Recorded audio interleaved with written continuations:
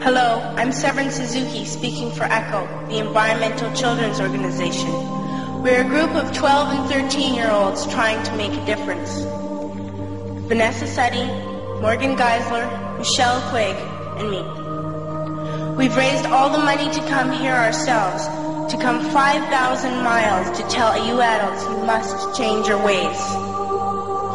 Coming up here today, I have no hidden agenda. I am fighting for my future.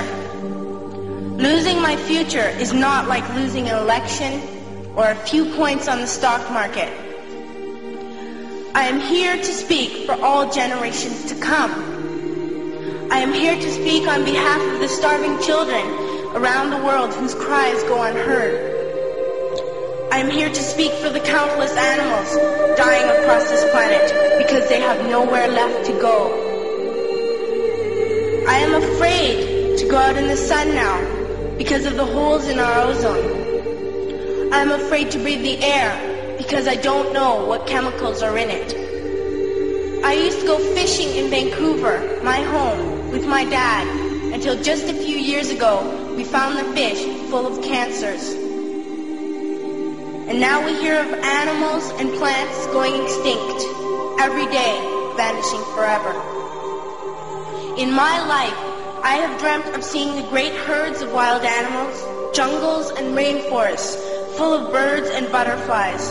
But now I wonder if they will even exist for my children to see. Did you have to worry of these things when you were my age? All this is happening before our eyes, and yet we act as if we have all the time we want and all the solutions. I'm only a child and I don't have all the solutions. But I want you to realize neither do you. You don't know how to fix the holes in our ozone layer. You don't know how to bring the salmon back up a dead stream. You don't know how to bring back an animal now extinct. And you can't bring back the forest that once grew where there is now a desert. If you don't know how to fix it, please stop breaking it. Here, you may be delegates of your government, business people, organizers, reporters, or politicians. But really, your mothers and fathers, sisters and brothers, aunts and uncles, and all of you are someone's child. I'm only a child, yet I know we are all part of a family, 5 billion strong. In fact, 30 million species strong. And borders and governments will never change that. I'm only a child, yet I know we are all in this together and should act as one single world towards one single goal. In my anger, I am not blind, and in my fear, I am not afraid of telling the world how I feel.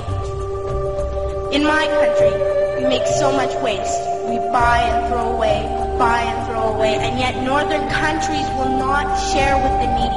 Even when we have more than enough, we are afraid to share. We are afraid to let go of some of our wealth. In Canada, we live the privileged life, with plenty of food, water, and shelter. We have watches, bicycles, computers, and television sets. The list could go on for 2 days. 2 days ago, here in Brazil, we were shocked when we spent time with some children living on the streets. This is what one child told us. I wish I was rich.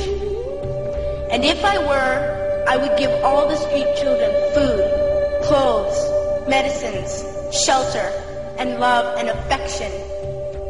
If a child on the streets who has nothing is willing to share, why are we who have everything still so greedy? I can't stop thinking that these are children my own age, that it makes a tremendous difference where you are born. That I could be one of those children living in the favelas of Rio. I could be a child starving in Somalia, or a victim of war in the Middle East, or a beggar in India. I am only a child, yet I know if all the money spent on war was spent on finding environmental answers, ending poverty, and finding treaties what a wonderful place this earth would be. At school, even in kindergarten, you teach us how to behave in the world.